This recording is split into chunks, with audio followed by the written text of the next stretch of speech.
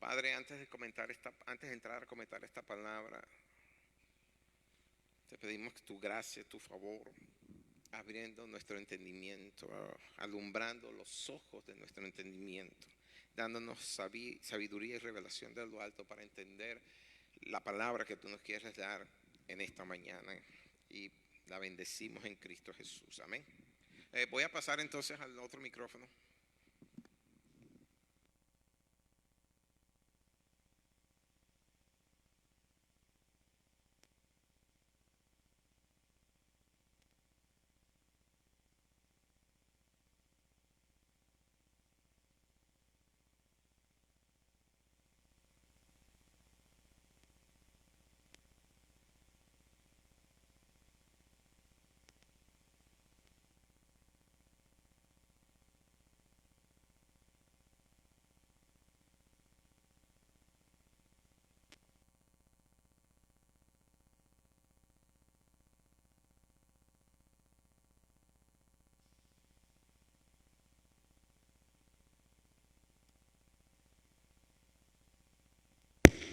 Ahí está. Ahora sí me escucho. Ok. Sí, yo no escondo, yo no tengo ningún problema para esconder ni mis canas ni mi edad. Ok, al contrario. Doy más bien gracias a Dios por el privilegio de llegar a esta edad. Cuando me pongo a pensar cuántos millones de personas no llegarán a la edad que yo tengo hoy. ¿Eh? Amén, ¿verdad que sí, hermano? ¿Verdad que sí? Dirán que somos de la tercera edad, pero aquí estamos, caramba. ¿Ah? Muy bien, de Hebreos capítulo 5 y ahorita leemos el texto base. Déjeme darles la introducción a lo que vamos a ver hoy, que es un tema bien interesante. Pero como es costumbre, quiero hacerles un pequeño repaso de lo que hemos visto en las últimas 3 semanas, nada más circunscribiéndome a los puntos que son resaltantes, ¿no? Porque tanto el mes como el año lo comenzamos estudiando el trono de la gracia. Eso fue Hebreos capítulo 4, versículos 14 al 16. Y vimos que como creyentes tenemos acceso al trono de la gracia, un lugar que está ubicada en la dimensión del Espíritu. ¿Ok? Y por dimensión quiero decir un nivel de realidad o un ámbito distinto, superior a esta que vemos con nuestros ojos naturales y a donde podemos acudir cada vez que tenemos necesidad, en tiempos de necesidad, en tiempos de angustia, tenemos acceso para llegarnos al trono de la gracia y obtener el oportuno socorro que necesitamos. ¿Ok? Y aquí quiero enfatizar que, mejor dicho, aquí quiero decir con vehemencia quién es un creyente, porque les acabo de decir que solamente los creyentes en Cristo Jesús son los que tienen acceso a ese trono de gracia, trono ante el cual obtienen el oportuno socorro, así lo dice Hebreos 4, ¿verdad? Un creyente, escúchenlo bien y lo pueden poner en pantalla. Un creyente no es aquel que simplemente confiesa a Jesucristo como su único y suficiente Salvador. Un creyente es aquel que además de reconocerlo como su Salvador, lo reconoce como su Señor. Su Señor, y eso es importante porque a la iglesia se le ha olvidado de que accesamos es un trono, y el que está sentado en el trono es un Señor, es un rey. No es solamente un salvador, no solamente es un rescatista, un socorrista, no, es Señor. Amén. Y entonces el que es verdadero creyente lo confiesa como salvador y se somete a su señorío. Amén. Eso quiere decir que busca su voluntad a diario y la obedece. ¿De acuerdo? Eso es lo que es verdaderamente un creyente. Porque nos estamos encontrando de que hay muchos que dicen, sí, yo creo en Jesucristo, pero hacen lo que les da la gana en la vida.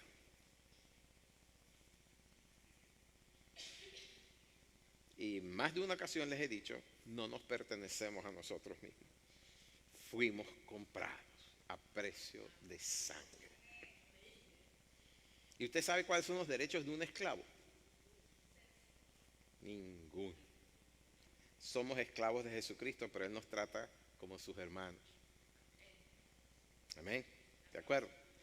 Entonces, la siguiente semana, que fue la segunda, mi esposa se centró en el capítulo 5, verso 7 y enseñó acerca de la oración que es respondida. Y la oración fue que Dios responde a aquellas oraciones que van de acuerdo a sus propósitos, que se encuentran en el marco de sus propósitos, tanto generales como específicos para cada creyente. Y en la tercera semana nos volvimos al capítulo 4 y el hermano Gadiel allí enseñó acerca del reposo de Dios que nos espera. ¿Okay? Y no es el reposo de la siesta que usted se toma los fines de semana, no se refería a eso, sino a aquel reposo que encontramos en Dios. Como dice Mateo 11:28, y yo no sé si él usó ese versículo, no me acuerdo, pero ahí decía el Señor: venid a mí todos los que estáis trabajados y cargados, y yo os haré descansar. Ese es el tipo de reposo que él se refería. Y más abajo en el versículo 29 dice: y hallaréis descanso para vuestras almas. Amén. ¿De acuerdo?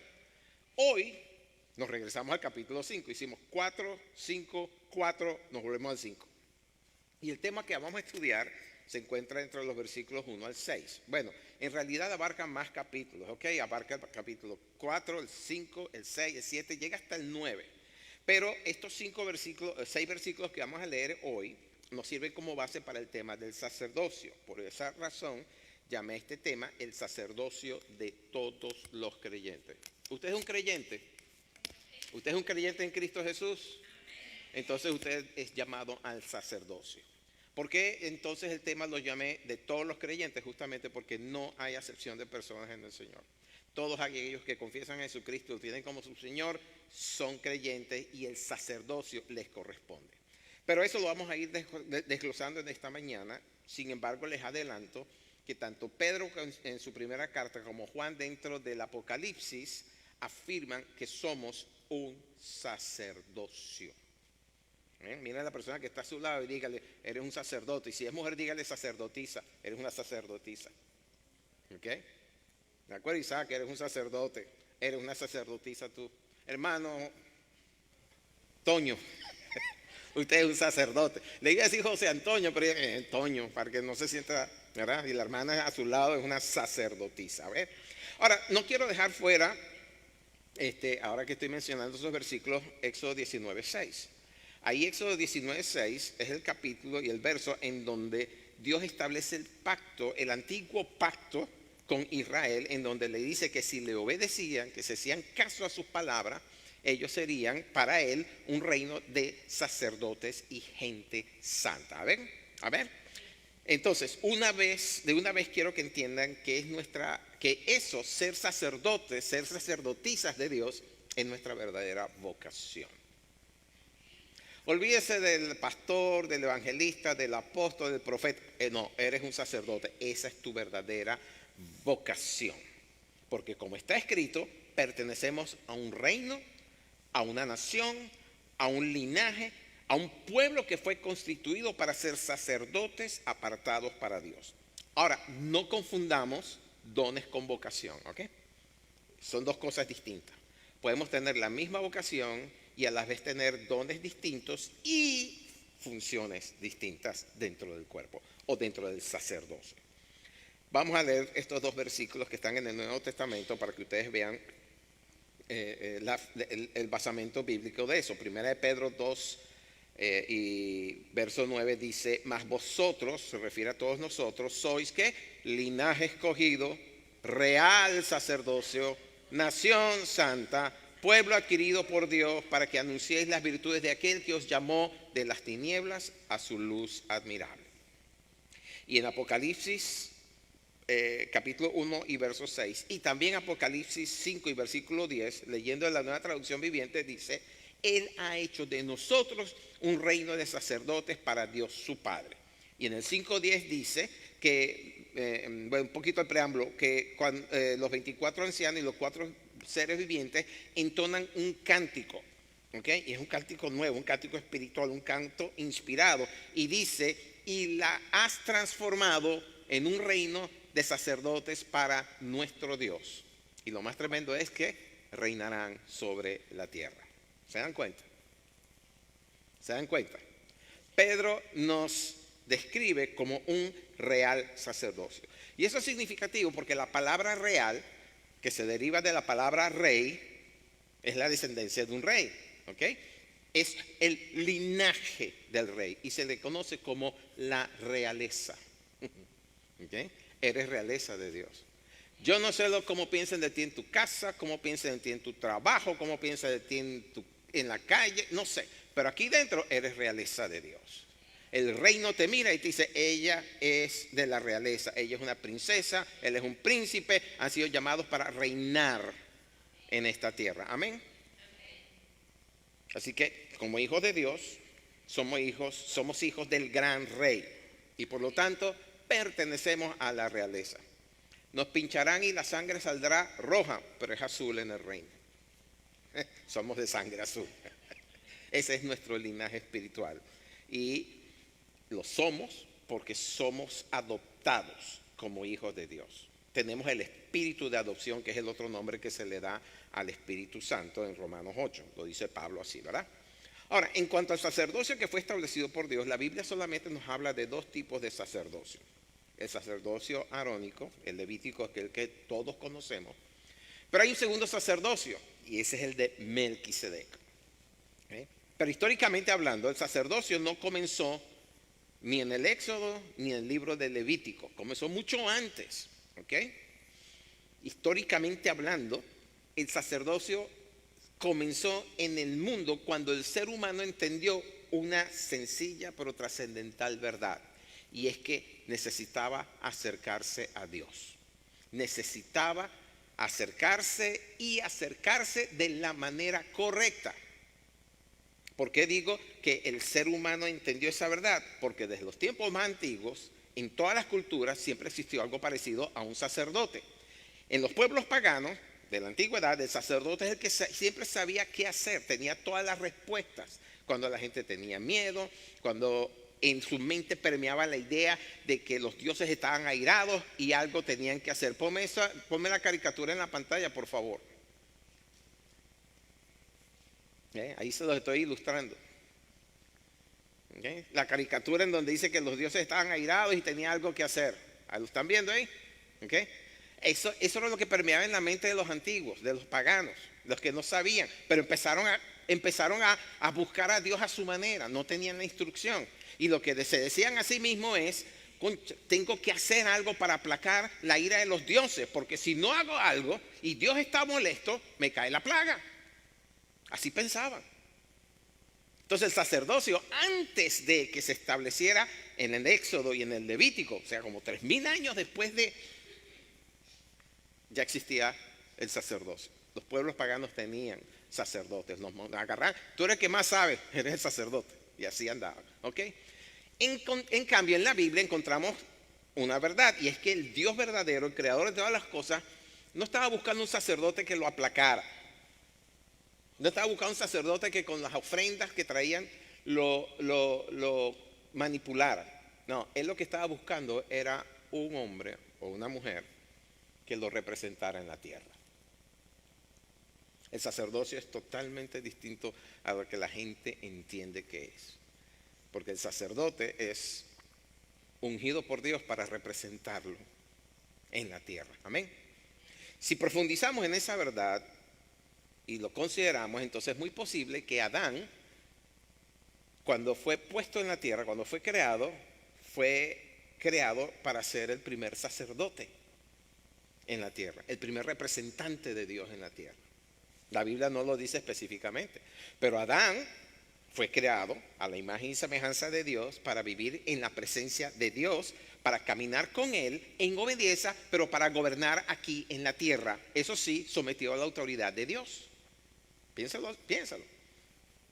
Si lo que estamos diciendo es cierto, si lo que estamos diciendo es que un sacerdote, ¿verdad?, fue establecido por Dios para representarlo en medio de su creación, entonces Adán pudo efectivamente ser el primer sacerdote. Sencillamente no se le conocía así porque no había pecado. Pero entonces aparece el pecado. Adán estaba en comunión con Dios, tenía acceso al trono de Dios, pero ejercía la autoridad aquí en la tierra. Y entonces aparece el pecado. Adán desobedece, entra el pecado y con ella se pierde la comunión con Dios, se pierde el acceso a Dios, se pierde la autoridad que tenía y entra es la muerte. Y desde ese momento el ser humano comienza a sentir algo que todavía siente hoy en día: culpa, miedo, alejamiento, distancia, separación y muerte.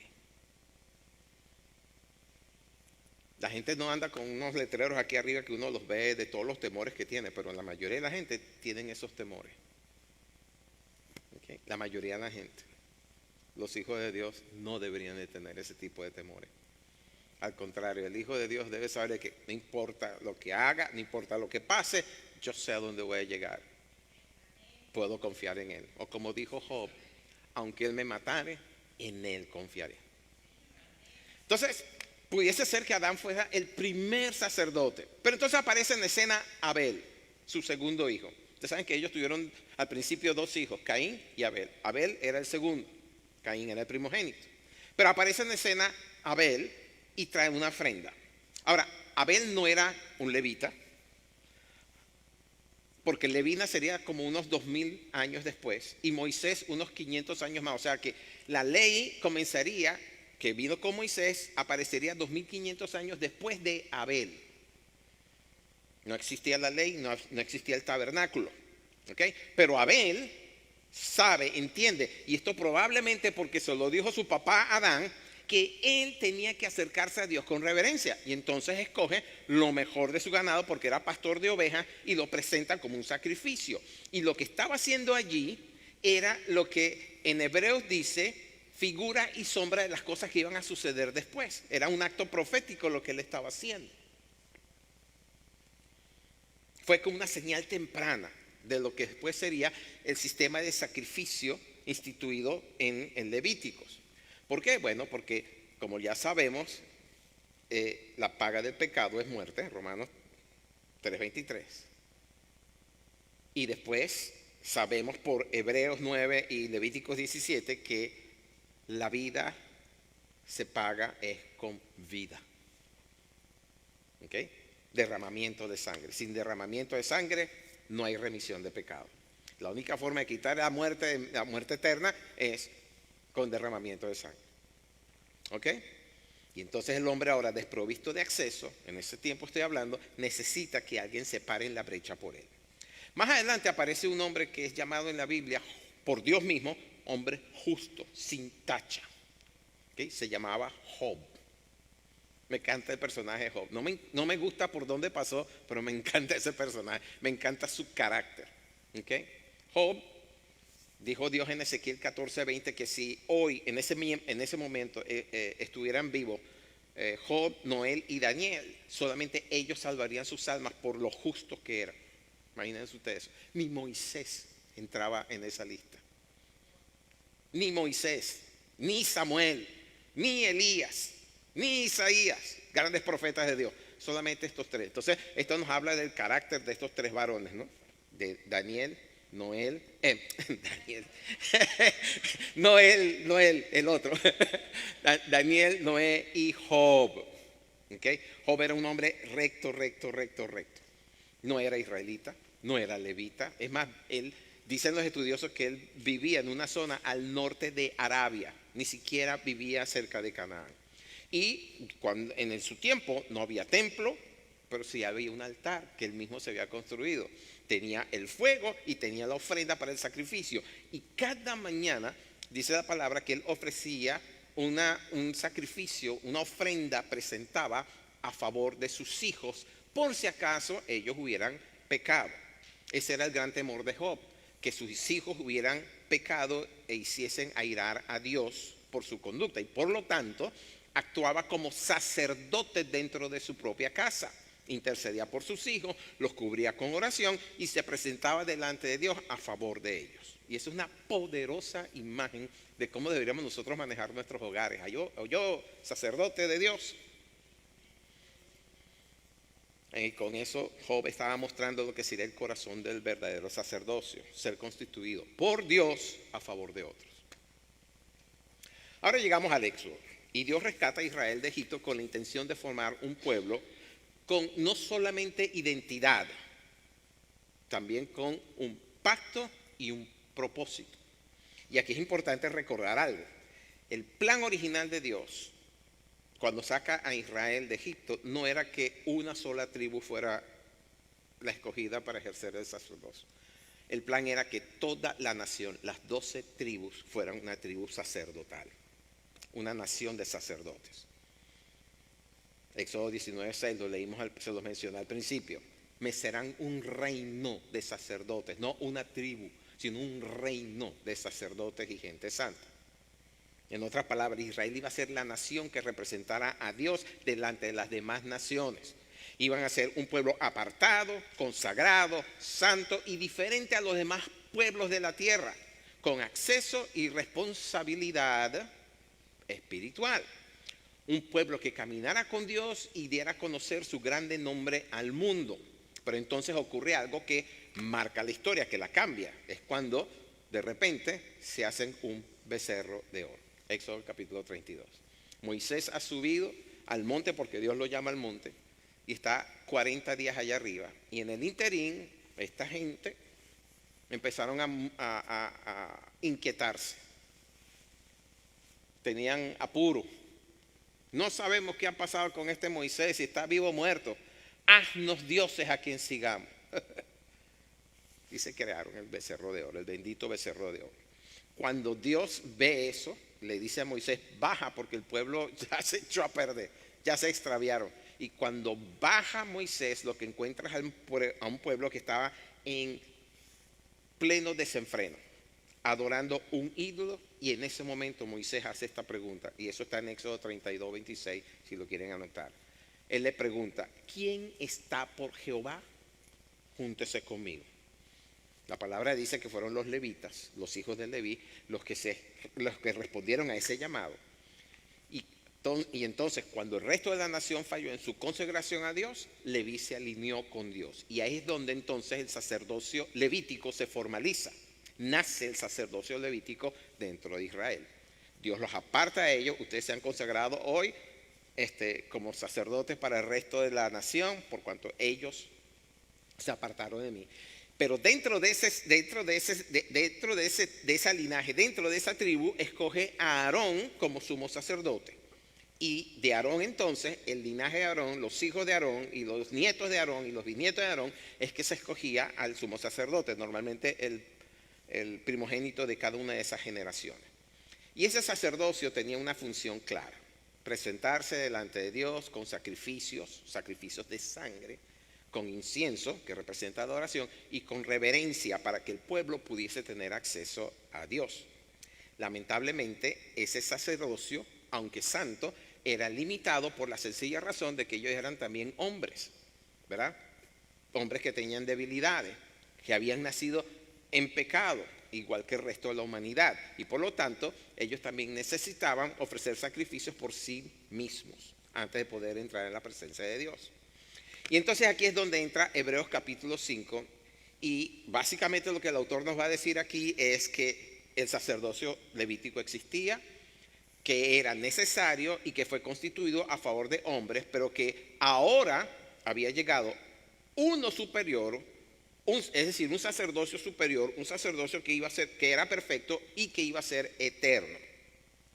Y eso es lo que vamos a ver hoy. Vamos a ver que en Cristo Jesús no solamente tenemos un sumo sacerdote, sino que ahora por él nosotros somos hechos real sacerdocio. Amén. Permítame un segundito que voy a tomar el tubo. Básicamente, lo que Israel perdió por su desobediencia, Cristo lo restaura con su obediencia. Y no lo hizo para aplacar a un Dios airado. Lo hizo fue para acercarnos a un Padre bueno. Y para que viviéramos como un pueblo que representara el reino de los cielos aquí en la tierra. ¿Estamos claros? Nosotros a veces llegamos al Señor y mantenemos esas preconcepciones que tenemos del mundo, de que Dios está enojado y lo que está buscando es la primera oportunidad para caernos al latigazo y castigarnos por nuestras fallas, y es todo lo contrario. Si nosotros de verdad nos detuviéramos por un momento y meditáramos en el sacrificio de Cristo Jesús, cómo se dejó Él magullar, cómo se dejó destrozar por nosotros, nos daríamos cuenta del Dios que tenemos, un Dios de verdadero amor. Él podía haber hecho así, hacer así, se acababa todo y comenzaba de nuevo.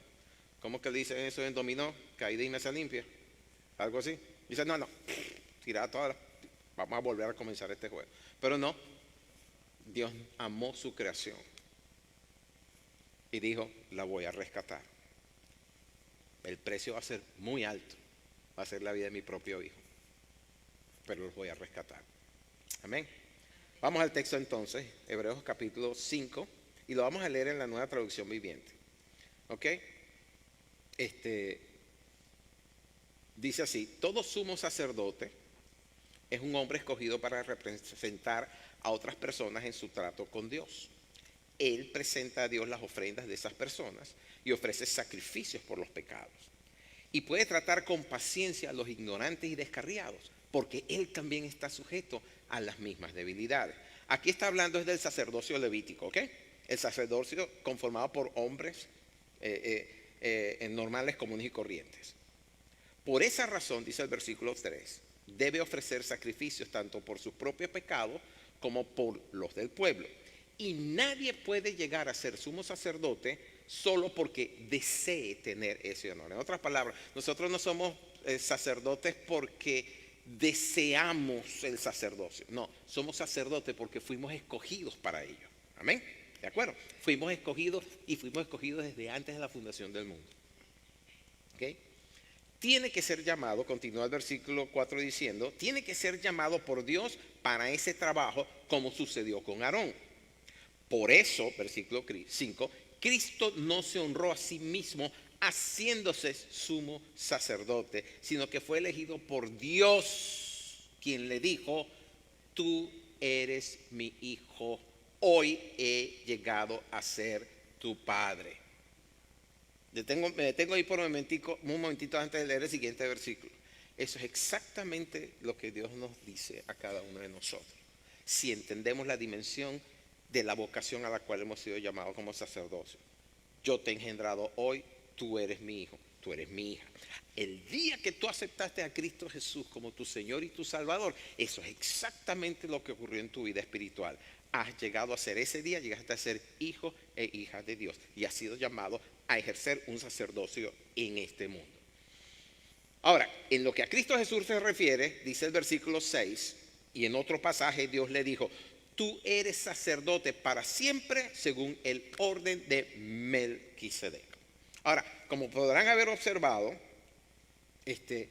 básicamente esos 5 primeros versículos están hablando de 2 sacerdocios. Uno es el sacerdocio de Aarón, el sacerdocio levítico, pero el otro es un sacerdocio de otro orden muy superior al del linaje de Aarón. Está hablando del sacerdocio de Melquisedec. Y es un estudio bien interesante y bien profundo, pero no lo vamos a estudiar hoy porque no vamos a tener tiempo. ¿Ok? Para entender claramente el concepto del sacerdocio de Melquisedec hay que buscar la revelación que nos da el Espíritu. ¿Ok? Y estoy estudiándolo y necesito tiempo. Más tiempo para más estudio y más tiempo para más oración, porque el sacerdocio de Melquisedec es revelacional. No se entiende por tradición, sino que se entiende solamente por revelación.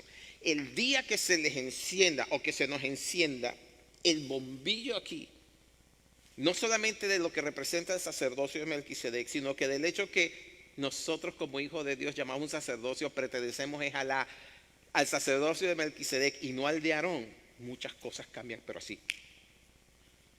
Porque la dimensión del sacerdocio de Melquisedec trasciende todo lo que hasta ahora hemos conocido. Lo estoy estudiando, lo estoy leyendo, tengo como 4 libros que me están hablando del sacerdocio de Melquisedec y todavía no termino de ordenar mi cabeza en el tema. Así que no hoy, pero la próxima vez que me pare en este púlpito, vamos a hablar del sacerdocio de Melquisedec conforme a lo que el Señor me revele en ese momento. Baste con decirles lo siguiente: tú no eres un sacerdote levítico. Y me acuerdo de un grupo de cantantes que había en Venezuela que se llamaban los levitas cantores. Le voy a decir lo siguiente: los levitas no entraban al tabernáculo, quedaban afuera. los que entraban al tabernáculo eran los sacerdotes. Pero nosotros somos sacerdotes, y eso nada más los sacerdotes, pero nosotros pertenecemos a la línea del sumo sacerdote que es Jesucristo y pertenece a la orden de Melquisedec, por lo tanto nosotros tenemos acceso al lugar santísimo. Entiéndalo. No hay nada que impida que usted llegue hasta el trono de la gracia, porque el sacerdocio al cual usted pertenece, el linaje del cual usted desciende espiritualmente, es el de el sumo sacerdote Melquisedec. Se los digo de una vez, el sumo sacerdote que en Génesis 14, llamado Melquisedec, se le aparece a Abraham, y a quien Abraham le dio el diezmo de todo, lo cual quiere decir que ese sacerdote era superior a Abraham. No es ni más ni menos que el Señor Jesucristo. Y se los dijo a los fariseos de su tiempo, cuando les dijo, antes de que Abraham fuere, yo soy. Y Abraham vio mi día y se gozó en ello, porque en el encuentro, en el camino con el que se encontró fue con el Cristo, el Cristo que todavía no había sido glorificado, sino que estaba ejerciendo su sacerdocio en el cielo. Amén. Y para que usted, y también tienen que entenderlo de esta manera, cuando el Señor Jesús entró al tabernáculo, entró como el sumo sacerdote que era, con su sangre, y entró al tabernáculo, no de la tierra, sino del cielo. ¿Ustedes se dieron cuenta que el Señor Jesús nunca entró al templo aquí cuando estaba en la tierra? Nunca lo entró. ¿Por qué? Porque él era un sacerdote de otra orden. Los que entraban al templo eran los sacerdotes según Aarón, la línea de Aarón, los levitas, de la línea de Leví. Él no, él era de otra orden, muy superior, por eso nunca entró al templo. Llegó hasta el patio, ¿verdad? Hasta el pórtico de Salomón, hasta el lugar donde estaban los vendedores, y por eso voltea las mesas, pero nunca entró al lugar santo, porque él era un sacerdote de otra orden. Bueno, eso lo veremos más adelante. ¿Ok? Entonces, hay una pregunta que tenemos que responder hoy. Si soy parte de un sacerdocio santo, en este caso, estoy escuchando que pertenezco a un sacerdocio que es el de la línea de Melquisedec, ¿cuál es mi función principal? ¿Cuál es nuestra función principal? ¿Ok? Y es una tremenda pregunta, ¿cierto? Bueno, la respuesta es sencilla. Ministrar a Dios. Ministrar a Dios. Y cuando hablamos de la palabra ministrar, estamos hablando de la palabra servicio. Ministrar a Dios es sinónimo de prestarle un servicio a Dios. ¿Ok? Pero ¿cómo se acerca usted al lugar santísimo? Señor, necesito, dame, haz. Esos son los patrones que tenemos en nuestra cabeza. Es muy raro que nos acerquemos para decirle, Señor, aquí tienes. Siempre vamos primero, Señor, dame, necesito, responde, saca. Y dice, ay, si entendiera, si entendiera. Yo le acabo de mostrar por las escrituras que somos un reino de sacerdotes y gente santa para Dios. Y una tremenda bendición servir a Dios. Es una tremenda bendición ser llamado por Dios para servirle. El primer pueblo que Dios se buscó falló en eso y quedó relegado a una sola tribu y a un solo linaje. Pero en Cristo lo que Dios quería desde un principio se logra, por cuanto su sacerdocio es inmutable, es imperecedero y es superior a cualquier otro sacerdocio que se mencione. Y por la gracia que nos es extendida por medio de la fe en Jesucristo, nosotros somos integrados a ese sacerdocio de un orden superior. No estoy hablando de un deseo, no estoy hablando de una fantasía, estoy hablando de una realidad. Somos parte de un sacerdocio superior, como también lo es el que como real sacerdocio somos llamados a una vocación superior. Pero la pregunta sigue en pie. ¿Cómo se ministra al Señor en este caso? ¿Ok? Vamos a verlo por medio del contraste que se puede establecer entre los dos pactos. Me refiero al pacto del Antiguo Testamento y al pacto del Nuevo Testamento. ¿Ok? En el Antiguo Testamento, solo los sacerdotes descendientes de Aarón podían entrar al lugar santo. Ahora, ustedes se acuerdan que el tabernáculo en el desierto formaba tres partes, ¿verdad? Estaba el patio exterior, en donde estaban los levitas. Ellos ahí degollaban las víctimas, presentaban las ofrendas, quemaban todas esas cosas. Y también tenían otras funciones como armar y desarmar las tiendas y todo lo que formaba parte del tabernáculo. Pero ellos no podían pasar al lugar santo, solamente podían pasar al lugar santo los que eran descendientes de Aarón directamente. En otro decir, Moisés fue levita, por cierto, pero los descendientes de Moisés no podían entrar al lugar santo. Imagínense ustedes. Solamente los descendientes de los hijos de Aarón podían entrar al lugar santo. Y entraban al lugar santo para hacer ciertos oficios dentro de ese lugar. Pero detrás del velo solamente pasaba el sumo sacerdote una vez al año. ¿Se acuerdan de eso, verdad? Esto lo hemos enseñado muchas veces. ¿Ok? Pero entonces, los sacerdotes, descendientes de Aarón, podían entrar a ese segundo lugar, que es el lugar santo, y realizaban 3 labores en adoración a Dios, ¿no? O en servicio a Dios. Lo que no sabían estos sacerdotes era que esa función que ellos estaban haciendo era una representación profética de Jesucristo. Fíjense bien, entraban al lugar santo para quemar incienso que era de olor grato a Jehová.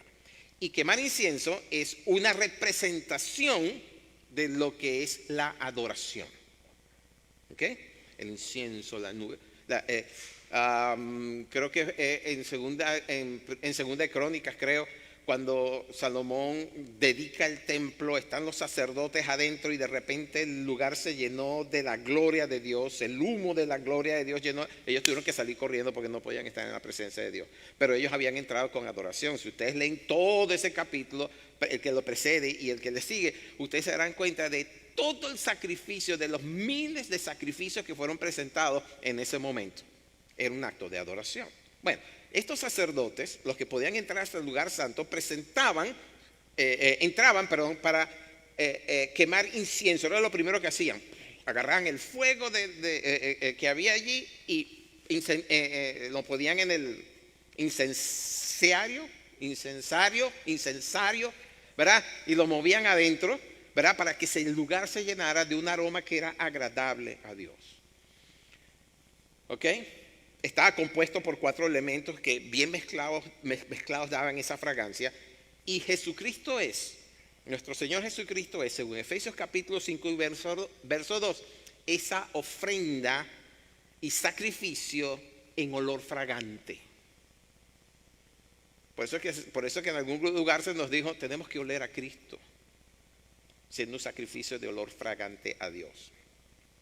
Y ese incienso era tan exclusivo que Dios prohibió su elaboración para uso personal. Nada más podía ser usado en el lugar santo. Lo segundo que tenían que hacer los sacerdotes, además de llenar el lugar de incienso, era mantener el candelabro de oro, lo que se llama la menorá, que era un candelabro de 7 brazos encendido. ¿Ok? Y esa es la representación profética de Jesucristo también dentro del tabernáculo, pero ya no hecho por manos humanas, sino en la celestial, donde entró una sola vez y para siempre. ¿Cuántas veces hemos cantado y hemos dicho Jesús es la luz del mundo? Y eso no lo hacemos por inspiración o porque alguien nos dijo, no, está escrito. ¿Ok? En Juan 8:12 el Señor dijo, yo soy la luz del mundo. Y el que la lámpara estuviera encendida, se mantuviera encendida, era una representación profética de esa luz que despeja las tinieblas. Les voy a decir lo siguiente, dentro del tabernáculo, las cortinas y con lo que era construido tapaban, tanto el techo como de las paredes y las entradas, era tan gruesa que no dejaba entrar la luz. Tenía que ser alumbrado por candelabros. ¿Ok? Tenía que ser alumbrado por ese candelabro. Y ese candelabro de 7 puntas, 7, y ahí caímos otra vez en el 7, ¿verdad? De la plenitud, se encendía con aceite, un aceite especial que es la representación del Espíritu Santo. Y si ustedes se acuerdan bien, en Apocalipsis, cuando Juan escucha la voz hablando detrás de él y se voltea, dice que ve ese candelabro de 7 brazos y en medio del candelabro la figura de Cristo Jesús. ¿Eh? 7 es la plenitud de Dios. 7 también en Apocalipsis habla de los 7 espíritus de Dios que estaban en Cristo Jesús. Proféticamente ese candelabro representaba a Cristo, y la función de los sacerdotes era mantener esas lámparas llenas de aceite y encendidas. ¿Okay? Cuando el Señor le dicta la carta a Juan en el Apocalipsis, él comienza diciendo, el que tiene los 7 espíritus de Dios. Y sabemos el significado del 7, plenitud. Es la plenitud de Dios, ¿ok? Y Juan, entonces en el capítulo 1 y verso 16 de ese evangelio dice, porque de su plenitud tomamos todos y gracia sobre gracia. Ahora, ¿saben ustedes dónde nosotros estamos representados proféticamente allí? En Mateo 5:14 el Señor dijo, ustedes son la luz del mundo. Se ve que somos del mismo linaje que Él. Él le dijo a sus discípulos, ustedes son la luz del mundo. Si Él dijo, ¿verdad? Si Él dijo antes en Juan 8:12, yo soy la luz del mundo. Y ahora viene y le dice a sus discípulos, Mateo, ustedes son la luz del mundo. ¿Qué quiere decir eso? Somos linaje escogido, somos linaje de Jesucristo, somos linaje del sumo sacerdote según el orden de Melquisedec. Por lo tanto, somos un sacerdocio distinto. Gracias, gloria sea al Señor, amén. Somos la luz del mundo y de verdad que yo espero que esa luz empiece a alumbrar nuestro entendimiento para que entendamos que no somos cualquier cosa. Miren, le voy a decir lo siguiente, usted tenga o no tenga documento, mientras usted esté allá en la calle, usted es real sacerdocio. Eso no lo cambia nadie. Amén. Lo tercero que hacían los sacerdotes era que cada sábado tenían que poner panes frescos sobre la mesa de la proposición, y entonces lo llamaban los panes de la proposición. Hay otras traducciones que lo llaman los panes de la presencia. ¿Por qué? Porque los ponían, esos panes permanecían constantemente delante del Señor. Y esos panes son la representación profética de lo que dice Deuteronomio 8:3. No solamente de pan vivirá el hombre, sino de toda palabra que sale de la boca de Dios. ¿Quién es conocido en la Biblia como la palabra? Hello. Nuestro sumo sacerdote. Él es la palabra. ¿Ok? Es la palabra de Dios manifiesta. En Juan 6:35 Él declaró, yo soy el pan de vida. Y en Juan 6:51 dice, yo soy el pan vivo que descendió del cielo. Eso en resumen era lo que tenían que hacer estos sacerdotes cuando ministraban a Dios. Y obviamente ellos lo que estaban haciendo era un ritual, ¿no? Que más adelante vamos a ver en hebreo, de que eso llaman, eso él lo dice, lo llama rituales muertos. ¿Okay? Porque realmente no, lo único era, sí, esto es lo que tienes que hacer, y todos los días entraban y hacían lo mismo, todos los días, pero no había un discernimiento de lo que estaban haciendo realmente, porque no les había sido dado. A usted y a mí sí nos es dado. A usted y a mí nos es dado entender los secretos que hay detrás de todo eso, ¿verdad? Y obviamente los sacerdotes también ministraban al pueblo, ya que los bendecían en el nombre del Señor. ¿De acuerdo? Los demás levitas, como les dije, cuidaban de los utensilios, montaban y desmontaban la tienda, también cantaban y ministraban con música, enseñaban la ley al pueblo y servían como jueces y administradores, pero no entraban al lugar santo. De manera sencilla. Los sacerdotes ofrecían el sacrificio, los levitas sostenían el sistema. Punto. ¿Ok? Guardaban, cargaban, cantaban, enseñaban y servían, pero no entraban al lugar santo. Usted y yo podemos pasar mucho más allá del lugar santo. Podemos entrar al lugar santísimo. Ahora, en el Nuevo Testamento, ustedes ya saben que no se sacrifican animales, sino que solamente se debe presentar sacrificios espirituales a Dios. ¿Dónde está el basamento de eso? 1 Pedro 2:5. ¿Okay? Presentemos sacrificios espirituales a Dios. ¿Cómo es eso que sacrificios espirituales? Bueno, lo que ahora hacemos, lo que ahora ofrecemos, nace de nuestro espíritu y de una vida rendida al Señor, una vida consagrada a Dios por medio de Jesucristo. En otras palabras, no es por mérito propio. No es por mérito propio, sino por medio del acceso que se nos es dado por gracia. Y entonces la actitud correcta para entrar y ministrar a Dios es, número 1, Hebreos 4:16, entrando con confianza. Si tú entras a la presencia de Dios con miedo, con temor, algo pasa. No está bien.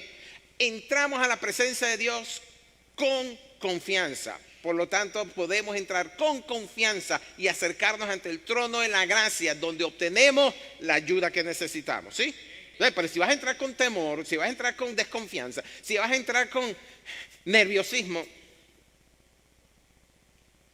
no entres, ni intentes. Entras sabiendo que si estás a cuentas con Dios, vas a ser bien recibido. ¿Ok? Si antes el acceso estaba restringido, ahora está totalmente abierto. Por lo tanto, podemos hacerlo con total confianza, porque la cortina que separaba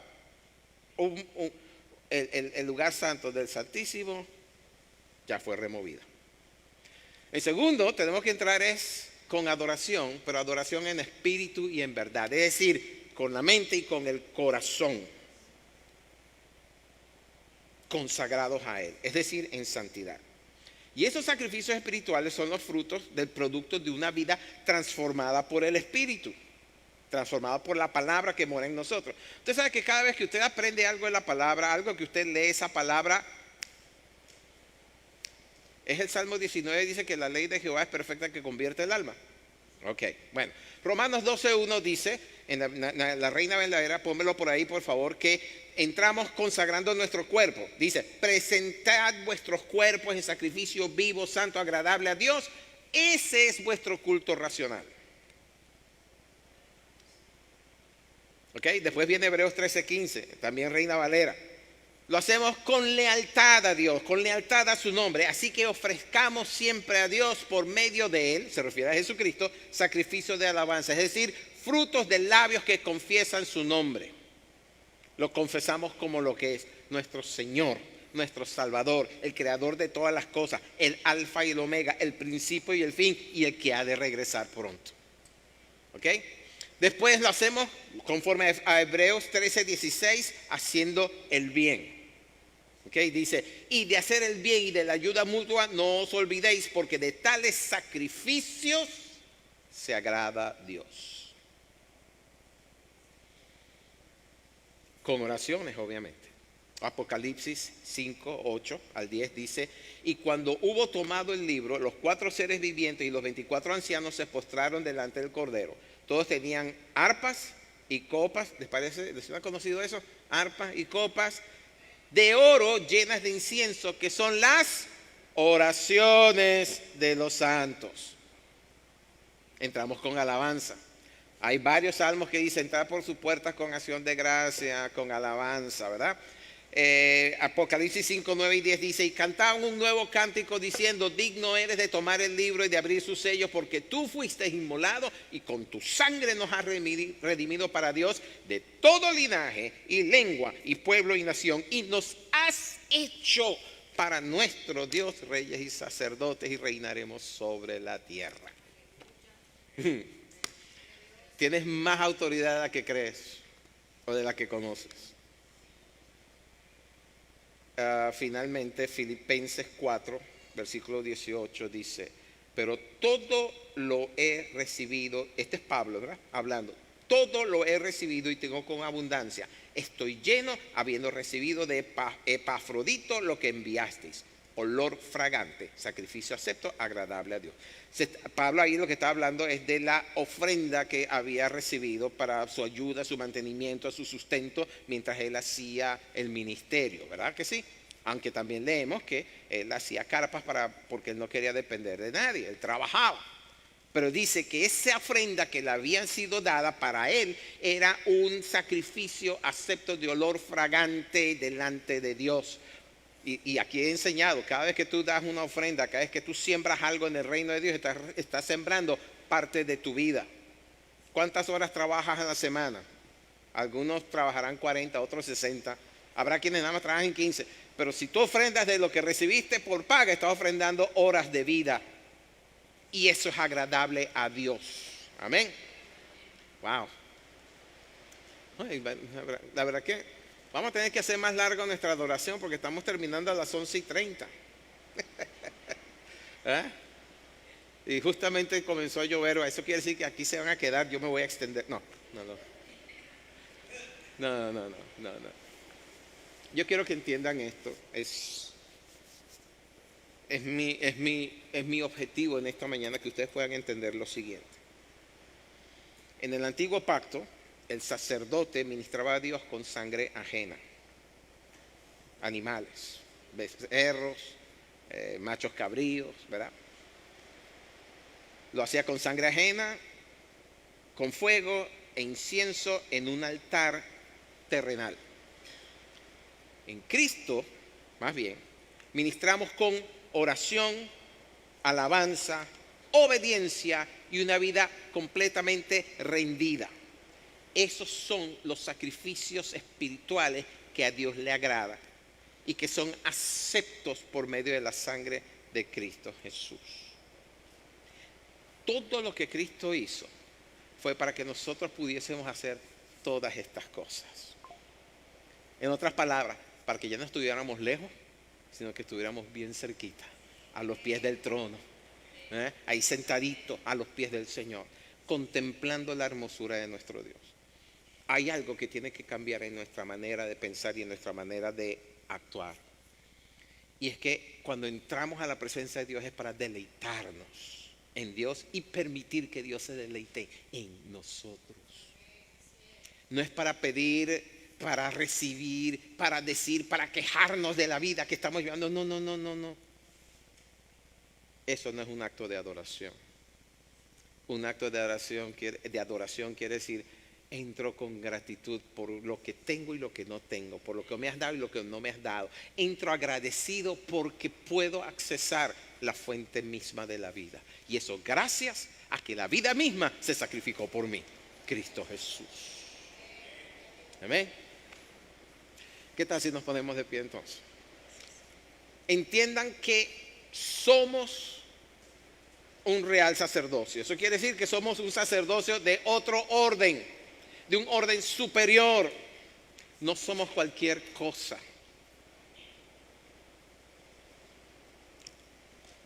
Amén. No somos cualquier cosa. Somos un sacerdocio santo y tenemos acceso. Gadiel, yo no sé si tú te acuerdas de Entra al lugar santísimo. Entra al lugar santísimo. Y los que se la conozcan,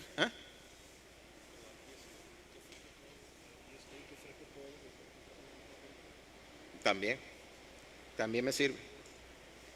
No habíamos preparado esa parte.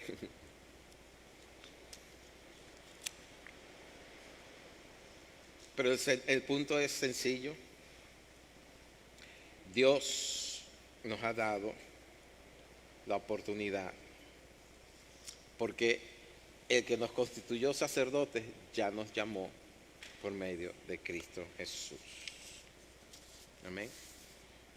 Cada vez que te vayas a acercar o te vayas a dirigir al Señor, entiende que eres un sacerdote, no eres cualquier cosa.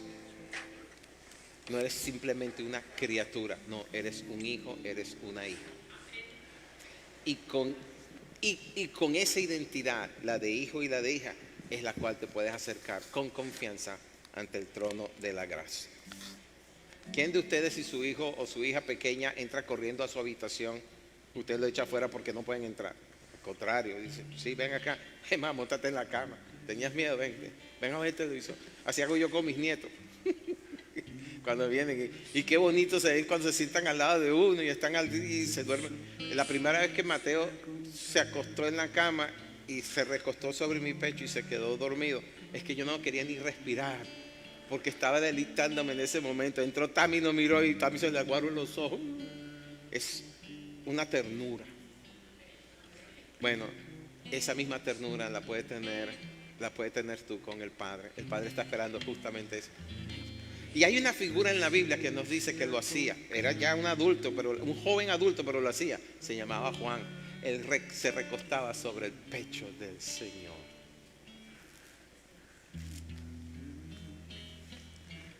Entra en el lugar santísimo, limpio por la sangre de Él. Entra en su presencia con cánticos, adorante el trono de Dios, elevando manos santas ante ti, Señor, Adora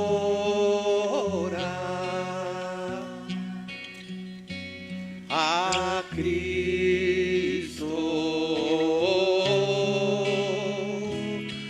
Adora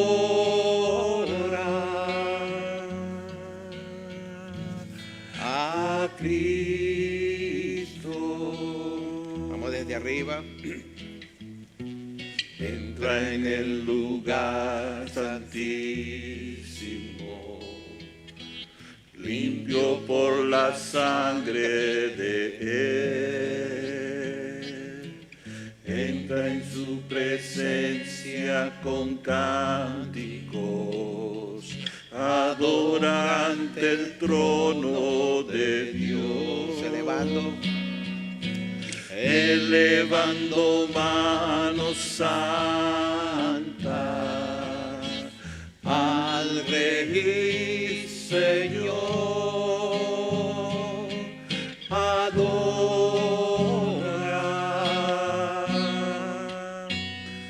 a Cristo,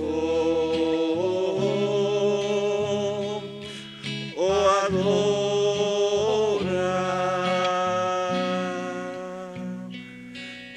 a Cristo. Padre, gracias por revelarnos estas verdades. Gracias por mostrarnos que tenemos un acceso, Señor Dios, que costó mucho, pero que es real. Señor, que esa conciencia de que somos sacerdocio santo, que somos sacerdocios de un orden superior al que hubo aquí en la tierra, nos guíe, Señor, cada vez que queremos acercarnos a ti. Que somos sacerdocios del orden de Jesucristo, del linaje de Jesucristo, por cuanto el espíritu de adopción habita en nosotros. Y como hijos amados, podemos entrarnos siguiendo el camino de nuestro hermano mayor, el Señor Jesucristo. Te damos gracias por ello, Señor. Que tu luz nos vaya revelando a partir de este momento y día a día más profundidades de esta verdad, y que podamos ejercer el sacerdocio al cual fuimos llamados con esa vocación santa que está en nosotros ahora, en Cristo Jesús nuestro Señor.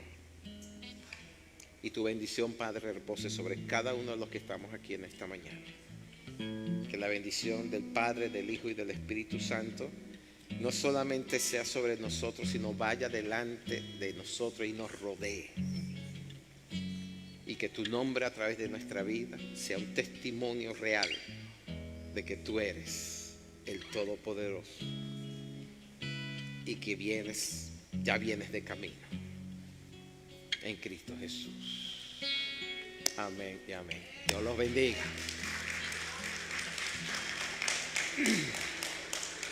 Deme 30 segundos esperando que se termine la transmisión.